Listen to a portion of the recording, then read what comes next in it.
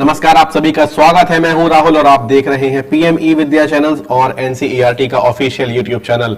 Webinar का ये समय होता है हम जब इसमें सीखते हैं आईसीटी टूल्स के बारे में, और आज भी हम एक आईसीटी टूल्स के बारे में जानेंगे और इसका नाम है एल्गोडू। और ये जो है फिजिक्स एक्सप्लोर करने का एक आसान तरीका है। मतलब मुझे इसलिए आसान कहना पड़ रहा है क्योंकि फिजिक्स से मुझे खुद बहुत डर लगता था, और जब फिजिक्स पढ़ते थे तो ऐसा लगता था कि प्रैक्टिकल में थोड़े नंबर आ जाए, थ्योरी में कम रह भी जाएंगे तो शायद दोनों का मिक्स एंड मैच हो जाएगा और हम पास हो जाएंगे। बहरहाल ये बहुत इंटरेस्टिंग सेशन होने वाला है क्योंकि फिजिक्स एक ऐसा सब्जेक्ट है जिसको खेल खेल में यदि सीखा जाए तो जो विज्ञान के कारनामे सीखने को मिलते हैं वो बहुत ज्यादा मजेदार होते हैं। ये सब मैं इसलिए कह रहा हूं क्योंकि कुछ ऐसे हो सकते हैं मेरी तरह जिनको शायद थोड़ा बहुत डर लगता हो, लेकिन डरने की जरूरत नहीं है क्योंकि हमारे टीचर्स हैं जो आपको पढ़ाते हैं और आपकी पढ़ाई को जो है आसान बना देते हैं। बहरहाल आप हमारी जल्दी से टोल फ्री नंबर नोट कर लीजिए 1800111265 और 1800112199। हमारा ईमेल आईडी ciet.kishormanch@gmail.com। आइए जल्दी से शुरू करते हैं आज का एक्सप्लोर फिजिक्स विद एल्गोडू। हमारे साथ जुड़े हैं मिस्टर ओम प्रकाश पाटीदार जी। आप नेशनल आईसीटी अवार्डी हैं। ओम प्रकाश जी नमस्कार, बहुत बहुत स्वागत है आपका। जी सर, कैसे आज फिजिक्स पढ़ाने वाले हैं आप? थोड़ा आसान बना दीजिए क्योंकि फिजिक्स से बहुत डर लगता है मुझे। बिल्कुल राहुल जी, आपकी बातें सुनकर मुझे भी अपना बचपन याद आ गया। मैंने भी बायोलॉजी सब्जेक्ट लिया है जी, और मुझे भी फिजिक्स से डर लगता है।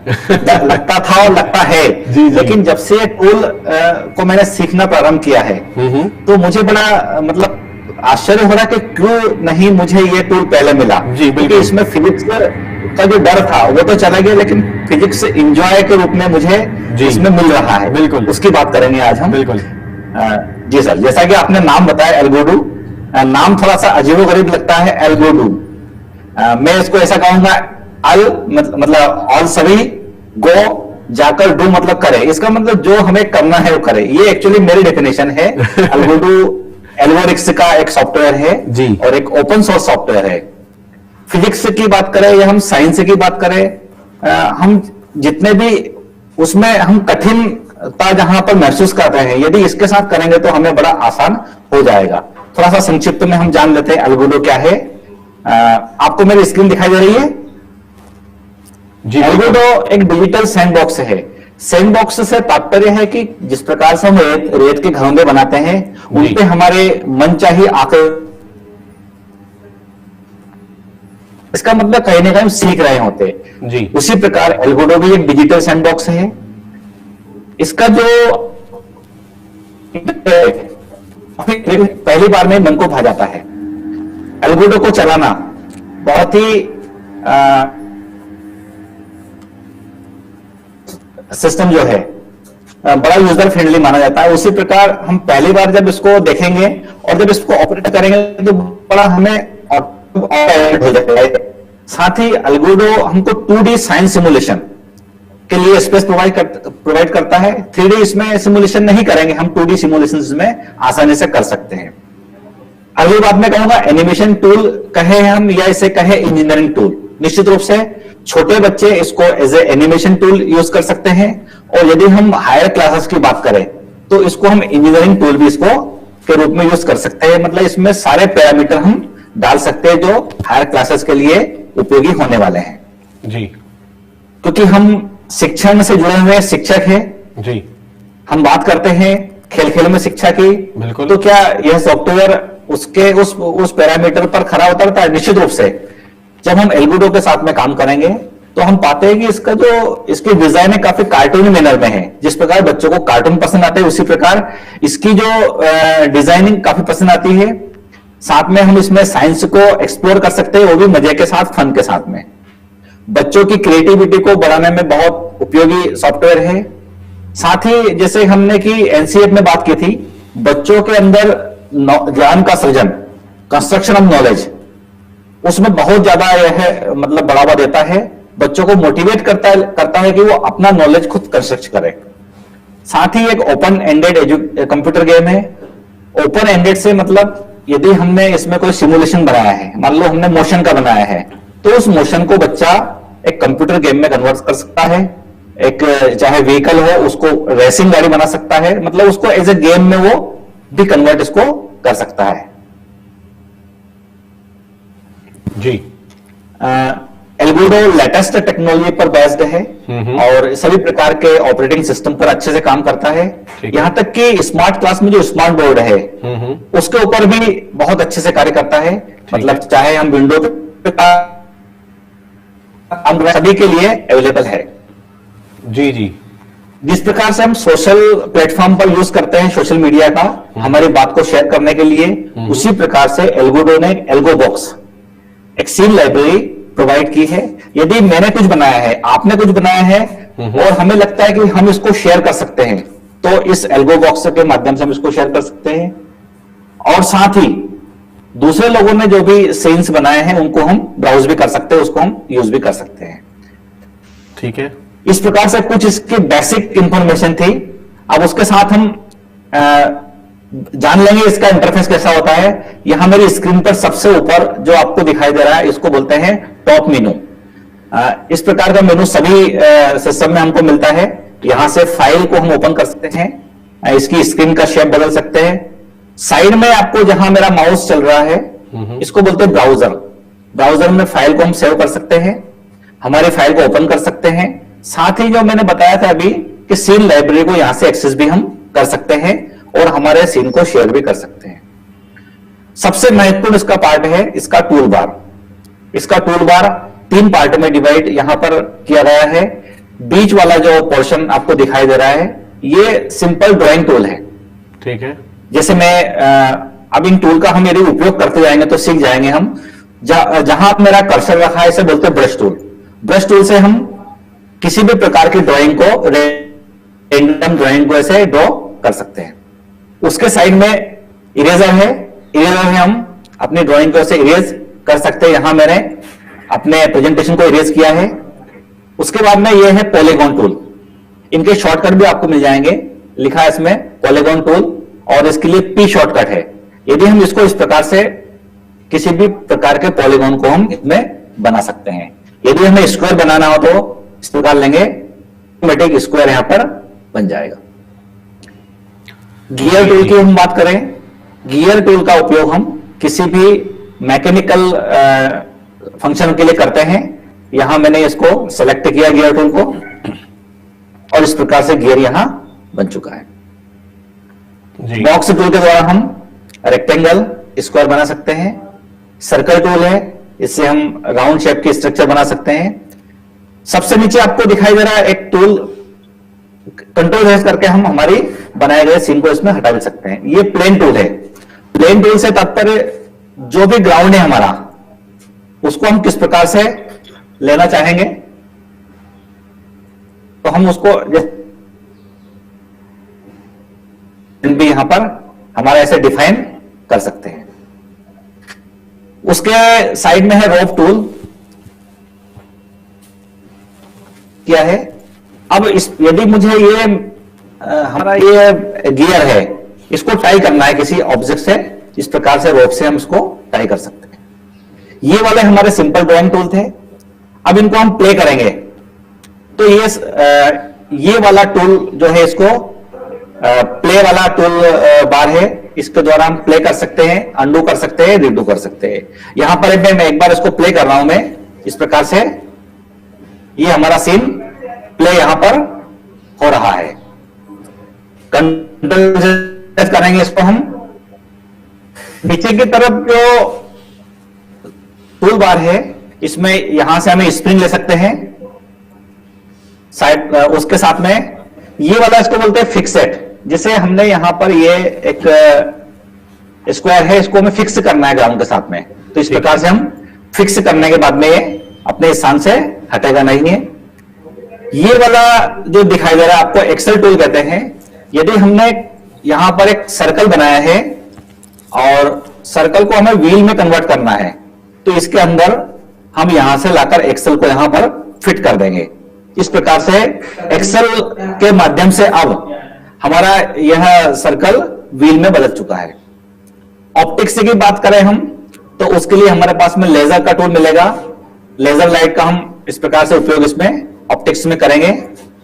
ट्रेसर का उपयोग करते हैं किसी वस्तु को ट्रेस करने के लिए। यहां मैंने ट्रेसर लगाया है और जब इसको हम प्ले करेंगे तो इस प्रकार से देखिए, प्रेशर हमें बताएगा कि वस्तु किस डायरेक्शन में प्ले हो रही है। सिमुलेशन यहां रोक दिया मैंने। उसके बाद हम चलते हैं ऊपर की तरफ। जो ये वाले टूल है इनको बोलते हैं इंटरेक्टिव टूल। मैंने सिलेक्ट किया नाइफ। नाइफ का उपयोग हम किसी ऑब्जेक्ट को कट करने के लिए करेंगे। ये मैंने कट किया इसको। उसके बाद में ये वाला है मूव टूल। हमें किसी ऑब्जेक्ट को मूव करना है तो इस प्रकार उसको यहां से ऐसे मूवमेंट उसको हम दे सकते हैं। उसके बाद में स्केल टूल है। स्केल टूल से हम किसी भी टूल की साइज को रीस्केल कर सकते हैं, साइज को इंक्रीज कर सकते हैं, उसको डिक्रीज भी कर सकते हैं। जी जी। रोटेट वाला जो टूल बार आपको दिखाई दे रहा है, इसमें हम सेलेक्टेड आइटम को किसी भी एंगल में रोटेट कर सकते हैं। जैसे मैंने सेलेक्ट किया इसको यहां पर लेजर को, अब इसको मुझे रोटेट करना है। तो इस प्रकार से बेसिक टूल बार है। इन टूल बार को समझने के बाद में हम अलगुडो पर अच्छे से कार्य कर सकते हैं। साथ ही और भी टूल बार को हम जब हम काम करेंगे तो उसके साथ समझेंगे। जैसे मैंने यहां पर एक मेरे जो प्रेजेंटेशन था उसी के साथ करते हैं हम। ठीक है। ये पहली स्लाइड ली हमने और इस पर राइट क्लिक करेंगे तो यहां पर इसको इरेज भी कर सकते हैं, लिक्विफाई कर सकते हैं। लिक्विफाई से मतलब है इसकी हम स्टेट को चेंज कर देंगे। यहां पर मैंने इसको लिक्विफाई किया, अब ये लिक्विड में बदल चुका है। अब इसको हम प्ले करेंगे, देखते हैं। इस प्रकार से वाटर में कन्वर्ट हो गया है। साथ ही हम इसका मटेरियल भी चेंज कर सकते हैं। यहां मैंने ये वाला जो स्फीयर लिया है, इसका मटेरियल यहां से हम इस प्रकार से चेंज कर सकते हैं। मटेरियल हमारे पास में डिफॉल्ट में जो इसमें प्री डिफाइंड मटेरियल है वो आपको मिलेगा। Glass, gold, helium, ice, rubber, steel, stone और वुड, सारे मटेरियल इसमें मिल जाएंगे। ओके। अब इसको हम यदि आगे चलेंगे तो ये वाला जो मेरा सिमुलेशन है ये मैंने बनाया था प्रेजेंटेशन में। इसको हम सेलेक्ट करना हो तो ये पेंसिल टूल बार है, इसको स्केच टूल बार कहते हैं। ये वाला tool bar multi functional tool bar है। इसके माध्यम से हम जितने भी हमने टूल यहां पर यूज किए हैं, एकमात्र स्केच टूल है वो सारे फंक्शन कर देता है। जैसे मैंने यहां से लिया और मुझे सभी सेलेक्ट करना है तो मैं सिंपली पेंसिल स्केच को लूंगा और इस प्रकार से इसको मैं सिलेक्ट, ऐसे ये हो चुके हैं। अब इसको हम लिक्विफाई करना चाहेंगे तो इस प्रकार से लिक्विफाई करें तो ये सभी के सभी पूरे लिक्विड में बदल चुके हैं जो सिलेक्टेड थे। इसको कंट्रोल Z करता हूं मैं और अपनी पोजीशन पे आता हूं मैं। इस प्रकार से हम छोटे छोटे टूल का हम उपयोग करके इसमें हमारे मन चाहे सिमुलेशन को तैयार करते हैं। अब हम आते हैं एक नया सीन किस प्रकार से क्रिएट करेंगे जी। उसको हम देखते हैं। तो जैसा मैंने बताया था कि ब्राउजर वाला टूल बार है, यहां पर हम न्यू में क्लिक करेंगे। न्यू सीन में, न्यू सीन पर क्लिक करने के बाद में हमको 15 प्रकार के ऐसे हमको बैकग्राउंड मिलेंगे। यदि हमें ऑप्टिक्स पे काम करना है तो हम एक्सरे का यूज करेंगे। यदि हमें नॉर्मल सिमुलेशन बनाने हैं तो हम डिफॉल्ट का यहां पर उपयोग करेंगे। इस प्रकार से एक नया बैकग्राउंड मुझे मिला है। अब यदि हम बात करेंगे इस पे ऑप्टिक्स की, कि ऑप्टिक्स के बच्चों को एक्सपेरिमेंट करना है, ऑप्टिक्स की जो क्वालिटी है जो उसको चेक करना है कि प्रिज्म क्या होता है, लेजर टॉर्च क्या होते हैं, किस प्रकार से कार्य करते हैं। तो उसके लिए हम सब का चयन ऐसे करेंगे। लेजर टॉर्च को लिया मैंने इस प्रकार से। अब यदि हम लेजर को सेलेक्ट करेंगे तो इसका हम अपीयरेंस भी चेंज कर सकते हैं। यदि हमें कुछ ऑप्टिक्स के बने बनाए कंपोनेंट चाहिए तो हम यहां पर क्लिक करेंगे और यहां से हमें कंपोनेंट मिल जाएंगे। ऑप्टिक्स में कंपोनेंट्स में यहां पर कॉनकेव लेंस है, ये हमने ले लिया। कॉन्वेक्स लेंस है, मिरर है और प्रिज्म है, ये सारे हमने सेलेक्ट कर लिए। अब हम देखते हैं कि ये लेजर टॉर्च जो है ये इसकी लाइट क्या रिएक्शन देती है। तो हम यहां से हमने प्रिज्म को सिलेक्ट करेंगे। प्रिज्म को सिलेक्ट किया हमने, ओवरलैप हो रहे हैं। चलिए यहां से मैं हो सकता है सिस्टम थोड़ा सा हैंग हो रहा है। चलिए फिर से हम एक प्रिज्म ड्रॉ कर लेते हैं जी। प्रिज्म ड्रॉ करने के लिए हम पॉलीगॉन टूल लेंगे ठीक और यहां से इस प्रकार से एक प्रिज्म को हम यहां हमने ड्रॉ किया। इसको रीसाइज भी कर सकते हैं, हम स्केल टूल को लेंगे और इसको इस प्रकार से रीसाइज हम, यदि हमारी ड्राइंग अच्छे तो हम बहुत अच्छे से प्रिज्म बना पाएंगे। अब जी। इसमें हम देखते हैं कि लाइट इस प्रिज्म के आर पार नहीं जा रही है। ओके। यहां मैंने पुराने इनको हटा दिया है। अब हम प्रिज्म का मटेरियल हमको चेंज करना होगा, तो प्रिज्म को सेलेक्ट करेंगे हम और आपको राइट साइड जो मटेरियल टूल बार दिखाई दे रहा है, यहां पर हम ग्लास में इसको कन्वर्ट कर देंगे। इस प्रकार से ग्लास में कन्वर्ट हो चुका है। अब भी देखिए आप जो लेजर की लाइट है वो रिफ्लेक्ट वो हम जो सोच रहे हैं ऐसा कुछ नहीं हो रहा है जी। तो इसमें हम लाइट का कलर यदि चेंज करके देखेंगे तो राइट क्लिक करेंगे और अपीयरेंस में जाएंगे तो हम रेड लाइट लेंगे तो देखते क्या होता है। इस प्रकार की लाइट बेंड हुई है। यदि हम लाइट को व्हाइट लाइट लेंगे तो फिर से सिलेक्ट किया हमने और हमने बैकग्राउंड हमारा सिलेक्ट हो गया था। इसको अपीयरेंस में जाएंगे हम और अब देखिए आप किस प्रकार से प्रिज्म के अंदर हमें ये लाइट जो है ये अपने अपने अवयव में विभक्त यहां पर हो रही है। रेनबो जैसी स्ट्रक्चर यहां पर के फॉर्म में दिखाई दे रही है। जी जी जी। यदि हम लेंस की बात करें तो हम यहां पर अब एक फिर से नया सीन लेते हैं ताकि इस बार एक्सरे लेंगे हम। यदि ऑप्टिक्स के एक्सपेरिमेंट करते समय हम एक्सरे वाला बैकग्राउंड लेंगे तो बहुत अच्छे से हमें हर प्रयोग दिखाई देगा, हर सीन दिखाई देगा इसमें। अब सबसे पहले यहां पर मैंने लेजर टॉर्च का बीम यहां पर लिया है इस प्रकार से। इसको थोड़ा सा हम पीछे की तरफ करते हैं। अब हम लेंस देखते हैं। एक मैंने यहां पर लिया अभी कॉन्वेक्स लेंस। अब देखिए कॉन्वेक्स लेंस जो है इसको मैंने यहां पर सेलेक्ट किया। अब हम बच्चों को बताते हैं कि कॉन्वेक्स लेंस डाइवर्जेंट लेंस है या कन्वर्जेंट लेंस है। तो यदि हम इसके पास ले जाएंगे बीम के पास में तो देखते हैं क्या रिएक्शन होता है। इस प्रकार से हम देख पा रहे हैं कि इस लेंस ने सारी जो लाइट रेज है उसको एक स्थान पर यहां पर फोकस कर दिया। थोड़ी सी मैं यहां से कुछ इसकी बीम को कम कर दूंगा ताकि लेंस की आकार में वो आ जाए। अब बच्चा यहां पर आसानी से कॉन्वेक्स लेंस की कार्य प्रणाली को समझ पाएगा कि कॉन्वेक्स लेंस प्रकाश की किरणों को एक स्थान पर केंद्रित कर देता है और उसकी फोकस दूरी लेंस की मोटाई पर डिपेंड करती है। यहां पर अब मैंने स्केल टूल लिया और इसकी मोटाई को हम चेंज ऐसे करेंगे। इस प्रकार हम पाते हैं कि लेंस मोटा होने पर उसकी फोकस दूरी कम हो जाती है। लेंस पतला होने पर फोकस दूरी बढ़ जाती है जी। तो ये कॉन्वेक्स या उत्तल लेंस के साथ में हमने एक्सपेरिमेंट किया था।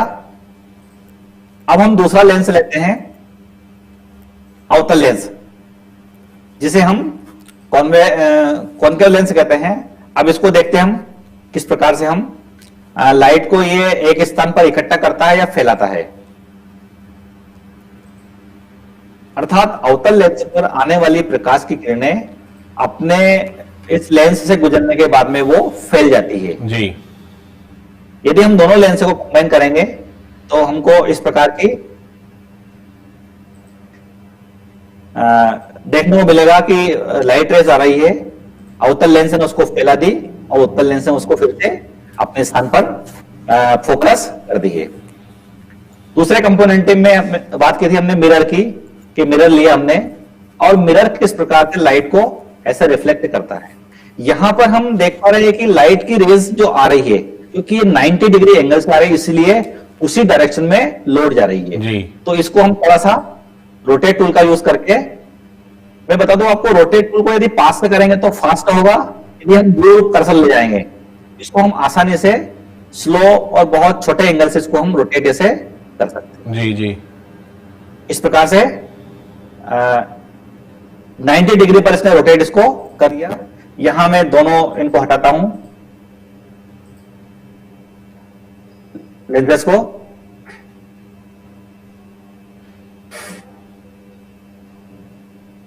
अब मैं यहां पर एक और मिरर लूंगा, तो इसके लिए इसमें एक ऑप्शन है कि हम इसको राइट क्लिक करें और इसका हम क्लोन तैयार कर सकते हैं। आप जाएंगे यहां पर, तो यहां पर क्लोन लिखा हुआ है, इस प्रकार से उसका एज इट इज क्लोन यहां पर हमको मिल जाएगा। सेलेक्ट किया हमने,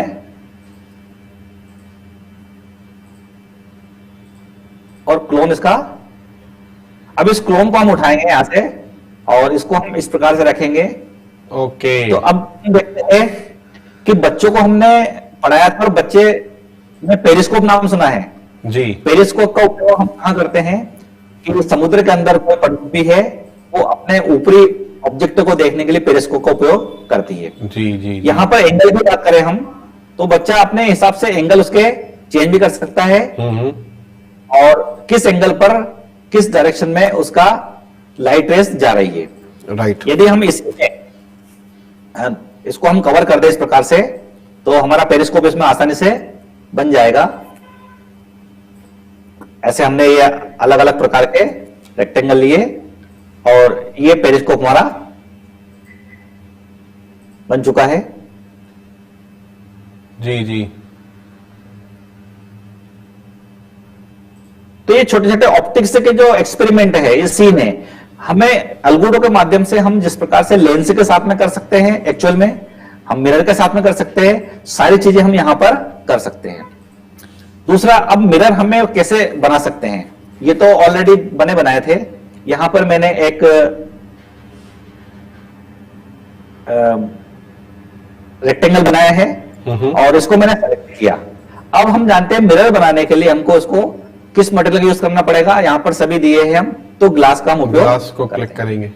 लेकिन अब ग्लास का उपयोग करने के बाद में एक समस्या आ रही है कि मिरर नहीं बनाए, ये क्या बन गया, ये बना हमारा लेंस बना हुआ है। जी बिल्कुल। अब लेंस को मिरर में कन्वर्ट करने के लिए हमको इसका रिफ्रैक्टिव इंडेक्स बदलना होगा। तो हम देखते हैं, देखिए मेरा कर्सर जिस प्रकार से चल रहा है, यहां पर देखिए ये जो हमारा लेंस था, हमारा ग्लास का स्लेब था, अब ये किस प्रकार से मिरर में बदल रहा है। क्योंकि हमने इसके पैरामीटर चेंज किए हैं। राइट। रिफ्रैक्टिव इंडेक्स बदलने पर ये इस प्रकार से ये मिरर में बदल गया। तो हम मिरर भी इसमें बना सकते हैं, लेंस बना सकते हैं और उसका मटेरियल भी चेंज कर सकते हैं। यदि हमें सिंगल बीम लाइट चाहिए, तो मैंने आपको बताया कि लेजर का हम उपयोग करेंगे इस प्रकार से।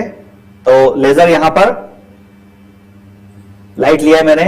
अब हमें यदि प्रिज्म बनाना है, तो मैंने जैसे पहले बताया था आपको कि हम पॉलीगॉन टूल लेंगे और इस प्रकार से प्रिज्म के आकार में कि हम स्ट्रक्चर से बनाएंगे। अब इसका हम मटेरियल चेंज करेंगे, तो मटेरियल हम ग्लास में लेंगे। एक ग्लास में चेंज किया। अब हम बच्चों ने पढ़ा है कि जब प्रकाश की किरणें किसी प्रिज्म से गुजरती है, तो वह अपने अवयवी रंगों में विभक्त हो जाती है, लेकिन यहां पर ऐसा नहीं हो रहा है। तो बच्चा इसमें एक्सपेरिमेंट करेगा, लेजर का टाइप बदलेगा। अभी लेजर ग्रीन लेजर है, जैसा कि बच्चे लेजर यूज करते हैं, रेड और ग्रीन लेजर बच्चों ने देखी है। यदि हम इसको अलग अलग कलर के साथ करें, तो क्या होगा, रेड हमने लिया है, वो भी सेम पोजीशन है। यदि हम व्हाइट में लिया है, तो अब देखिए यहां पर लेजर का जो निकलने वाला प्रकाश है अपने अवयवी रंगों में विभक्त होकर किस प्रकार से इंद्रधनुष यहां पर बना रहा है। ऐसे बच्चे प्रकाश की जो गुण है उसको आसानी से समझ पाएंगे। यदि हम पानी की बूंद की बात करें, चलो हमने यहां पर एक सर्कल बनाया और इसको हमने लिक्विफाई कर दिया, मतलब इसको हम लिक्विड में बदल दिया। और इसका कलर भी हम जैसा कि हम जानते हैं कि पानी का कलर नीला होता है। और इसका मटेरियल हम ले लेंगे, ग्लास ले लेंगे। तो अब देखते क्या होता है पानी की बूंद के साथ में। यदि हम इस लेजर को वहां ले जाएंगे, तो किस प्रकार से पानी की बूंद के पास में से जब प्रकाश की किरणें गुजरती है, तो अपने अवयवी रंगों में विभक्त हो जाती है। यही कारण है कि बारिश के समय जब पानी की बूंदें होती है, उनके ऊपर प्रकाश की किरणें पड़ती है, तो वो इंद्रधनुष या रेनबो बनता है। तो बच्चा इससे उसको आसानी से समझ पाएगा। इस प्रकार से बहुत सारे एक्सपेरिमेंट बच्चे ऑप्टिक्स के अलगोड़ों पर कर सकते हैं। अब हम दूसरे सेक्शन की तरफ चलते हैं। फिर से हम नया सीन लेंगे और यदि हमें इस सीन को सेव करना है तो यहां से हम इस सीन को फाइल में जाएंगे और इसको हम ऐसे सेव कर देंगे। इस प्रकार से हमारे नाम से ये सेव हो जाएगा। यदि हमारे पास में ऑलरेडी पहले से सेव सीन है उसको हम ओपन कर सकते हैं, क्योंकि हम बात कर रहे हैं ऑप्टिक्स की, इसलिए मैं यहां पर एक मेरे द्वारा बताया गया एक सीन है उसको मैं यहां पर ओपन करूंगा। ऑप्टिक्स का इस प्रकार का सीन हमने तैयार किया था क्योंकि अभी हमने बात की थी साइंस की। आज का टॉपिक है हमारा एक्सप्लोर फिजिक्स विद अलगोड़ो। तो फिजिक्स में बच्चे नेत्र के बारे में पढ़ते हैं। नेत्र के दोष जो होते हैं वो क्या होते हैं, ये नेत्र की संरचना है।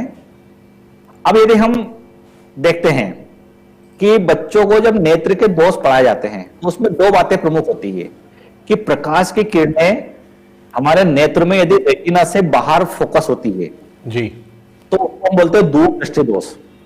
यदि प्रकाश की किरणें हमारे लेंस से गुजरने के बाद अंदर रेटिना के पहले फोकस होती है उसको बोलते हैं हम निकट दृष्टि दोष, कि इसका प्रतिबिंब रेटिना के निकट बना है, इसका दूर बना है जी। अब यदि बच्चों को समझना है कि किस प्रकार से हम चश्मा लगाते हैं तो हमारी आंखें इससे कैसे देख लेती है। यदि किसी व्यक्ति को इस प्रकार का दोष है कि उसकी जो किसी वस्तु का प्रतिबिंब रेटिना से बाहर बन रहा है तो हम उसको किस प्रकार का लेंस का चश्मा पहना है। जी पहले हम उत्तल लेंस, बच्चा खुद बना लेगा, सिंपल है। ने लेंस को लिया। अब देखिए जो प्रकाश की किरणें रेटिना के बाहर चश्मे यदि वो उत्तल लेंस का पहनेगा तो उसको ठीक से दिखाई देगा, तो सारी जो प्रकाश की किरणें हैं अपना प्रतिबिंब अब रेटिना के ऊपर बनाएगी। ये सारा वाला जितना पार्ट है रेटिना कहलाता है जी। इस पर ऐसी कोशिश होती है जो किसी वस्तु को सेंस कर लेती है। यदि हम इस व्यक्ति को उत्तल लेंस का चश्मा लगा दें तो फिर क्या होगा जी, ये तो और गड़बड़ हो जाएगी। मतलब अब कहीं भी उसका प्रतिबिंब नहीं बन रहा है, पूरा उसको ब्लर सा दिखाई देने लगेगा। उसी प्रकार का जो निकट दृष्टि दोष है यदि उसकी बात करें हम तो यदि उस व्यक्ति को हम उत्तल लेंस का चश्मा पहनाएंगे तो क्या होगा।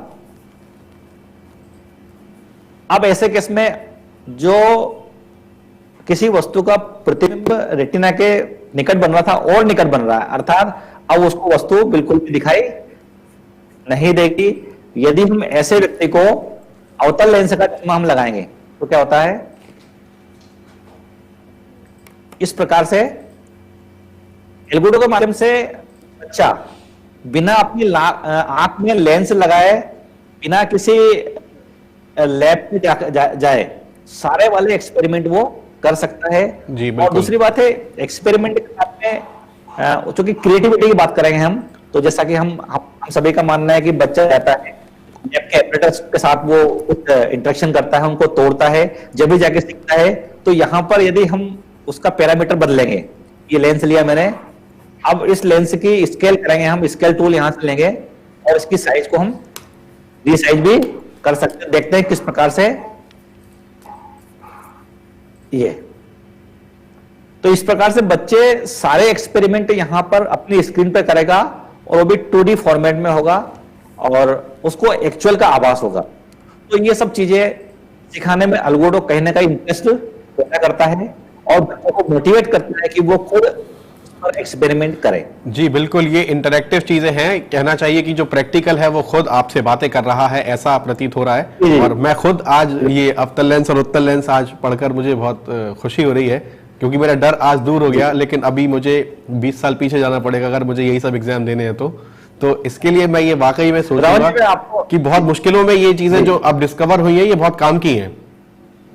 जी जी जी बताएं। राहुल जी, मैं आपको एक बात बताना चाहूंगा मैं जी कि जो हम आज के वेबिनार में हमारे दर्शकों को बताना चाह रहे हैं ये एक अंश है।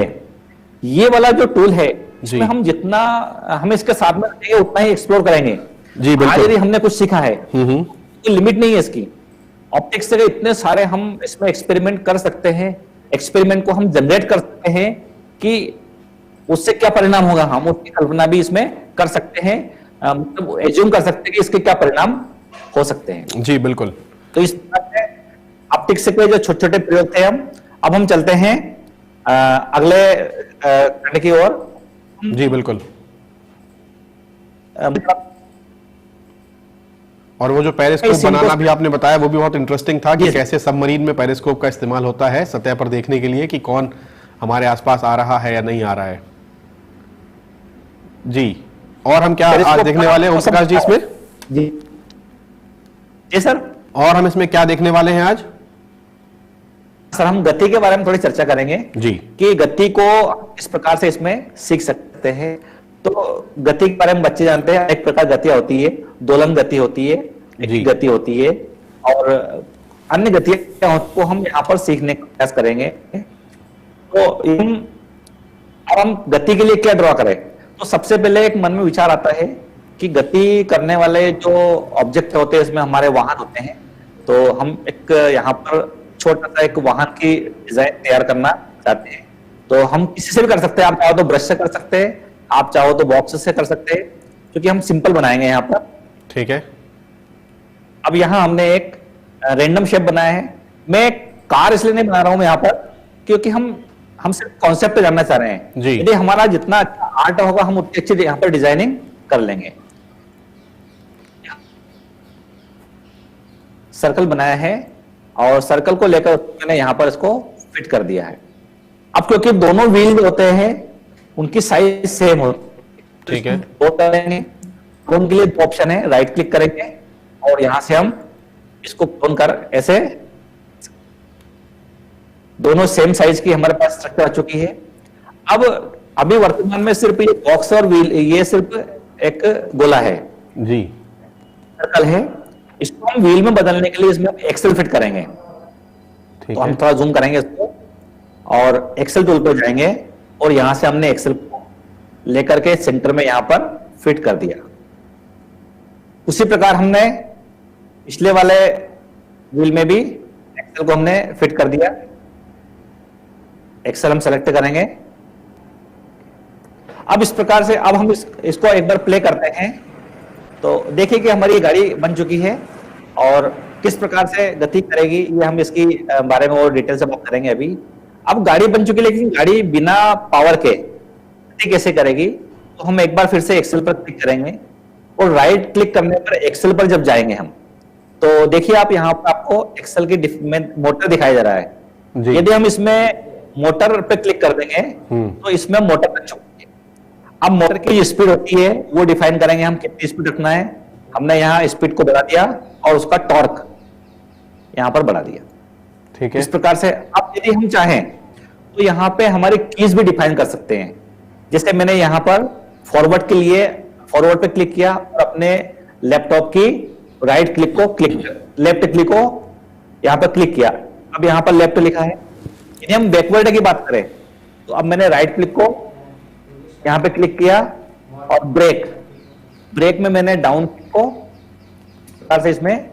अब अर्थात मेरी जो गाड़ी है, गाड़ी बन चुकी है, पहिए लग चुके हैं, उसमें पहिए में मोटर फिट है, मोटर के कैसे उसको हमें आगे बढ़ाना है, कैसे पीछे ले जाना है और कैसे ब्रेक लगाना है। अब इसको हम प्ले करेंगे तो अब मैं की का यूज करता हूं। अब गाड़ी ये इस प्रकार से आगे जा रही है, अब पीछे जा रही है और ये इसके ब्रेक अप्लाई हो गए। अब ये तो सिंपल थी बच्चों के लिए। ठीक है। अब इसमें भी हमें देखना है, थोड़ा सा मैं इसका डिजाइन यहां पर मैं थोड़ा सा चेंज कर दूंगा ताकि गाड़ी लगे अभी हमें। इस प्रकार से इरेजर का उपयोग करके हमने इसकी डिजाइन यहाँ पे थोड़ी सी चेंज करने का प्रयास किया। जितनी अच्छी ड्राइंग होगी उतनी अच्छी हम कर पाएंगे। अब यदि हम इस ऑब्जेक्ट को सिलेक्ट करें और व्हील को हमने सिलेक्ट किया और आप देखिए इसमें बहुत सारे इसके जो डिटेल दिए हैं उनके पैरामीटर उसके अकॉर्डिंग हम चेंज कर सकते हैं।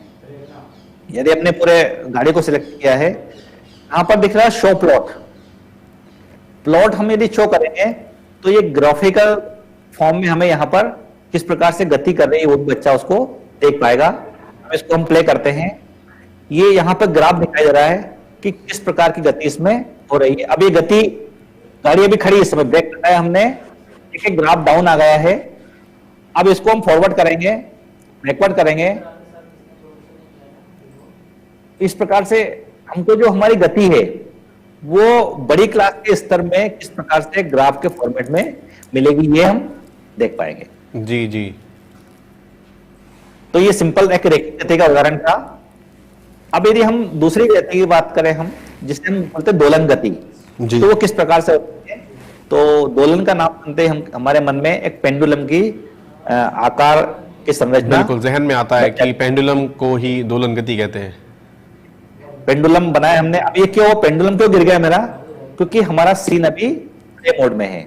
ठीक है, इसको हमने अनप्ले किया, कंट्रोल जेड का उपयोग करके हम इसको अपने स्थान पर ला सकते हैं, या फिर हम इसको सेलेक्ट करें और इसको जहां ले जाना ले जा सकते हैं। ठीक है। अब दो पेंडुलम मेरे पास है। अब पेंडुलम किसके बने होते हैं, यदि हम इसका मटेरियल यहां पर स्टील हम में कन्वर्ट कर देंगे, जबकि दूसरे पेंडुलम को मैं यहां पर रबर में कन्वर्ट करता हूं। अब ये दो पेंडुलम तो बन चुके हैं। अब पेंडुलम को लटकाने के लिए हम यहां पर जाएंगे। यहां पर एक मेरे जो माउस है उसके पास देखिए, आप इसको बोलते हैं रोप टूल। रोप टूल को सेलेक्ट जैसे करेंगे हम, तो हमारे पास में दो चीजें आएगी। एक पहले स्थान पर रोप आई है, और ये रोप की लिंक डिस्टेंस कितने रखना है ये हम डिसाइड कर सकते हैं। अब मैंने इसको, चूंकि लिंक डिस्टेंस बहुत ज्यादा है, तो हम इसको कम भी कर सकते हैं इस प्रकार से, तो इसका आकार बदल जाएगा। यदि हमको पर क्लिक करेंगे, अब ये हमारा टूल अब चेक में, अब इसको हम प्ले करेंगे तो देखते हैं किस प्रकार से पेंडुलम गति कर रहा है। ठीक है। इसको हम ये वाला ड्रैग टूल के साथ से और गति से दे सकते हैं। तो बच्चा इसके द्वारा दोलन गति को समझ पाएगा। इसके लिए भी हम यदि हमें ग्राफ का प्लॉट करना है, राइट, इसको शो प्लॉट में इसको यहां पर दिखा सकते हैं। अब इसको प्ले कर रहा हूं मैं, किस प्रकार से गति ये हो रही है। जी, इसको मैंने स्टॉप किया। अब यहां मैंने इसको कटर लिया है, नाइफ टूल बोलते हैं। अब इसको मैं काटूंगा और देखिए अब किस प्रकार से ये वाली हमारी स्टील की बॉल है और ये रबर की बॉल है, इनके साथ में क्या होता है। तो मैंने इसको यहां से कट कर दिया, ये कट किया दोनों को मैंने। अब इसको हम छोड़ेंगे तो क्या होगा, रबर की बॉल ज्यादा बाउंस कर रही है as compare to steel ball. तो बच्चा जो किसी पदार्थ की जो उसकी मटेरियल है उसके गुणधर्मों को इसमें देख पाएगा। दूसरी हम गति की बात करें, यहां मैंने सेलेक्ट करके हटा दिया। सर्कुलर मोशन की बात करें, किस प्रकार से ड्रॉ करेंगे। सबसे पहले हम सर्कुलर मोशन दिखाने के लिए हमने, या हम इसको प्लेनेटरी मोशन के बारे में जब बताएंगे बच्चों को तो कैसे बना सकते हैं। यहां मैंने एक सर्कल किया और सर्कल के पास में हमने इस प्रकार से एक रेक्टेंगल बनाया और रेक्टेंगल को इस प्रकार फिट किया कि इसके सेंटर में आ जाए। और यहां पर एक छोटा सर्कल हम फिर लेंगे,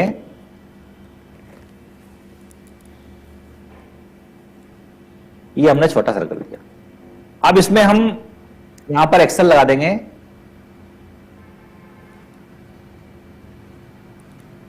अब इसको एक बार हम प्ले करके देखते हैं। ठीक है। अभी क्या हुआ, क्योंकि ये अभी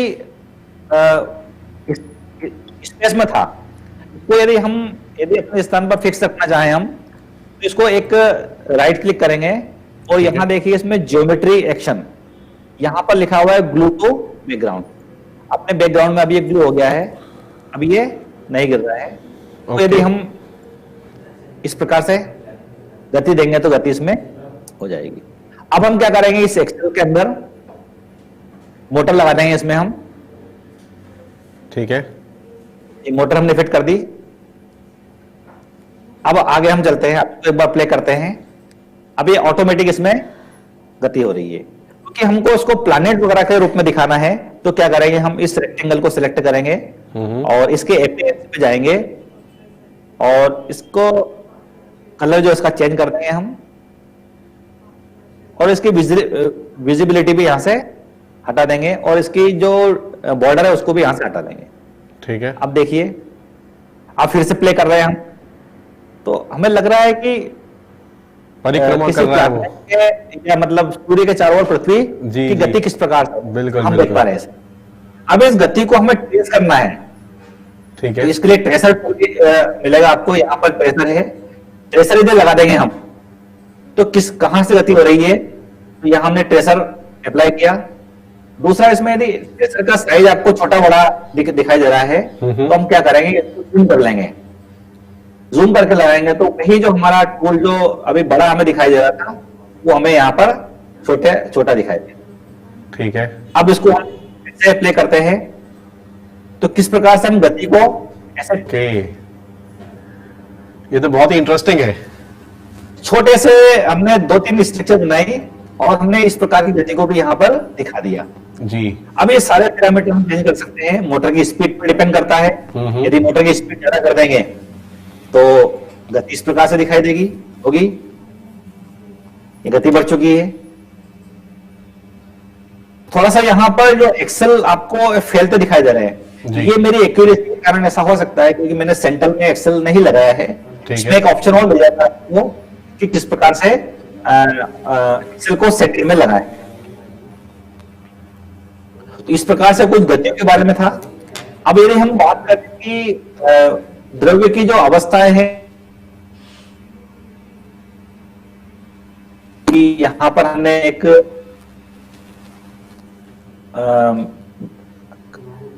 कंटेनर बनाया यहां पर, तो मैं उसको ब्रश से बनाऊंगा तो बेटर रहेगा। इस प्रकार से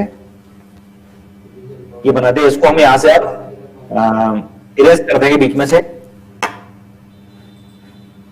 ये हमारा कंटेनर बन चुका है। बनाने के बहुत सारे तरीके हो सकते हैं, किसी भी टूल का उपयोग इसमें कर सकते हैं। अब हमने इस कंटेनर को हैंग करने के लिए इसको स्प्रिंग टूल का हमने उपयोग नहीं किया, इसलिए स्प्रिंग टूल का यूज कर लेते हैं हम। किस प्रकार से हम इसको स्प्रिंग यहां पर लगा देते हैं। हमारा उद्देश्य ये सब बनाने के पीछे यह है कि हम सारे टूल का उपयोग यहां पर सीख पाए कि कौन सा टूल इस कार्य में महत्वपूर्ण है। अब हमने इस प्रकार से कंटेनर बनाया, उसको स्प्रिंग से ऐसे हैंग कर दिया। अब हम इसमें कुछ ऑब्जेक्ट बनाते हैं, हम कुछ बॉल बनाते हैं। सबसे पहले हमें इसमें एक लिक्विड के लिए पानी भरना है, तो क्या करेंगे हम, इस प्रकार से हमने एक रेक्टेंगल साइज बनाया और उसको हम लिक्विफाई कर देंगे और इसको प्ले करेंगे तो देखिए आप किस प्रकार से इसके अंदर पानी आ चुका है। अब हम हमारा सिमुलेशन रोकेंगे जी और यहां पर कुछ बॉल बनाएंगे कि हमको समान आकार की बॉल बनाना है, तो हम इसको क्लोन करेंगे। क्लोन करने के लिए हम कंट्रोल को प्रेस करते हुए माउस से ड्रैग करेंगे तो इसका सेम क्लोन हमें मिल जाएगा। देखिए किस प्रकार से एक शिप का चित्र यहां पर बन रहा है। मतलब क्लोनिंग से हम समझ जाते हैं कि डॉली किस प्रकार से बनी हुई थी। अब हमारे पास में 4 बॉल आ चुके हैं, इनका मटेरियल हम बदलेंगे, तो सेलेक्ट करेंगे हम किसी को, इसको सेलेक्ट किया हमने, और एक बॉल को हमने बनाया है रबर से, दूसरी को हम मान ले हीलियम, ठीक है, और तीसरी का वुड में कन्वर्ट कर दे, और चौथी का हम ले लें स्टील में। अब ये चारों बॉल की प्रॉपर्टी अलग अलग हो चुकी है। बिल्कुल। अब इनको हम देखेंगे तो हम देखते हैं कि कौन सी पानी में डूब जाएगी या कौन सी तैरेगी। ठीक है, तो एक बार हम करके देखते हैं इसको, फिर से प्ले कर रहा हूं मैं। ठीक है, ऊपर जा रही है ये वाली और बाकी नीचे आ रही है। नीचे में ये वाली वुड की जो लकड़ी की और बाकी सभी बॉल नीचे पानी में डूब चुकी है। तो पदार्थ की जो घनत्व है उसके बारे में बच्चे जान पाएंगे। अब घनत्व क्या होता है इसे समझने के लिए हम किसी एक पर्टिकुलर बॉल पे भी हम एक्सपेरिमेंट करें, इसको हम सिलेक्ट करें और मटेरियल में जाएंगे हम, और यहां पर डेंसिटी, मास, फ्रिक्शन, रेस्टिट्यूशन सब दिया हुआ है। अब इसकी हम डेंसिटी बढ़ा देंगे तो क्या होता है, देखिए पानी में ये बॉल अभी हमारी डूब रही है। जो बॉल अभी लकड़ी की पानी में तैर रही थी जी, इसकी हम डेंसिटी धीरे धीरे कम करेंगे तो क्या होता है, इसको मैंने सेलेक्ट किया और इसकी डेंसिटी को मैंने यहां पर कम कर रहा हूं, देखिए किस प्रकार ऊपर आ रही है। जी जी, तो बच्चा इससे कुछ समझ जाएगा कि किसी पदार्थ का घनत्व उसको पानी में तैरने या डूबने के लिए प्रमुख होता है। यदि किसी का घनत्व हम बढ़ा देंगे, घटा देंगे, तो जो पानी पर तैरने वाली वस्तु वो डूब भी सकती है, डूबने वाली तैर भी सकती है जी। तो इसके द्वारा बच्चा इसको समझ सकता है। अब हम चलते हैं